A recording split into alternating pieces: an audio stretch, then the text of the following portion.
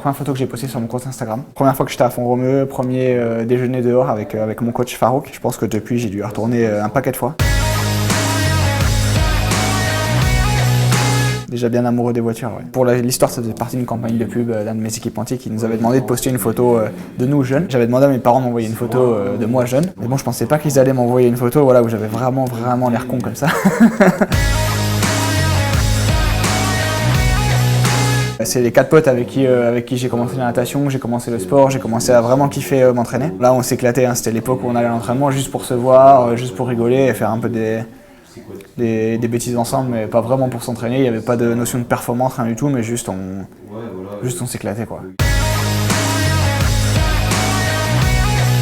Première victoire en World Series. Je finis au sprint avec Javier, j'attaque à 300 mètres de l'arrivée. J'avais coché cette course pour la gagner et j'avais réussi. C'était vraiment cool, c'était vraiment la satisfaction d'être le premier Français à gagner une World Series. Et surtout battre Javier, quoi, la légende du triathlon.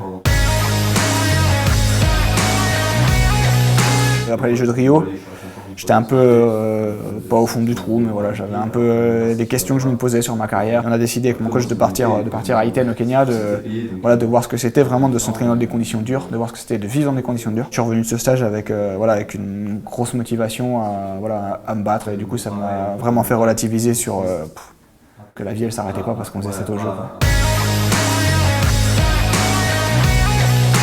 C'est avec Mo Farah, bon, je vais pas le présenter. Hein. Il m'avait demandé si je pouvais lui prêter mon vélo, du coup, pour faire des tours de piste avec et faire en fait le rythme sur sa prochaine séance. J'avais passé un coup de fil chez mon équipementier qui lui avait fait envoyer un vélo. C'est devenu un super bon ami, on s'envoie des textos et tout. Enfin, c'est vraiment sympa, quoi. C'est vraiment un mec bien.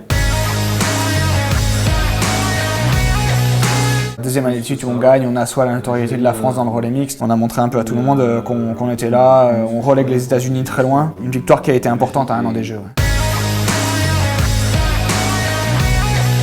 On avait fait un défi avec des potes de faire un circuit comme ça sur un jeu d'enfant. Je voulais tellement faire le record que je pédalais à fond et tout machin. Pour la petite histoire, je suis tombé, je m'étais ouvert le coude. Le kiné de mon groupe d'entraînement m'avait recousu sans le dire au coach. Sinon il va te tuer quoi. Donc ouais, j'étais tombé 3 jours avant la course. Et j'étais retombé le jour de la course et j'avais gagné quand même. C'est un magasin qui s'appelle Fly Club et c'est que des baskets rares. Donc moi c'est mon truc, collectionner les sneakers, les baskets qui sont assez rares, c'est vraiment un truc que j'adore, j'ai plus de 200 paires chez moi, c'est le paradis quoi. Que des paires qui sont tirées à maximum 500 exemplaires, incroyable quoi. Moi j'aime partir en vacances où il n'y a pas de wifi, il n'y a pas tout ça, donc voilà je m'exile, je pars quelque part et je fais rien. Avoir rien à faire pour nous c'est un luxe, on est tellement parti tout le temps, c'est plus psychologique que vraiment physiologique, mais en tout cas, voilà, j'aime partir dans les lieux où je sais que je vais pas être dérangé, quoi.